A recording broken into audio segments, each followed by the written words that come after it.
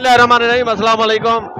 इस वक्त कप्तान का कंटेनर बिल्कुल हमारे करीब आ चुका है और हमारे ट्रक को गुजरने के लिए तैयार है। लोग पुरजोश हैं, इतने पुरजोश हैं कि कप्तान के काब दिन नहीं है और कप्तान के लिए इतनी मोहब्बत लोगों की।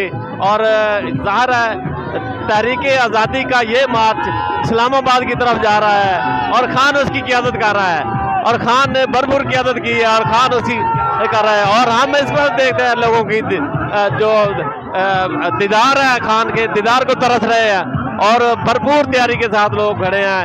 तमाम सड़क के दोनों तरफ लोगों की बहुत बड़ी तादाद मौजूद है और लोग जो है वो कप्तान के दीदार को तरस रहे हैं।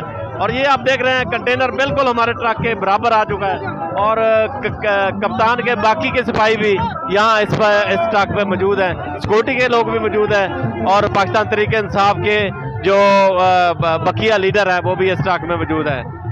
नई वीडियो के साथ हाजिर होंगे फिर इंशाअल्लाह। अल्लाह हाफ़िज़।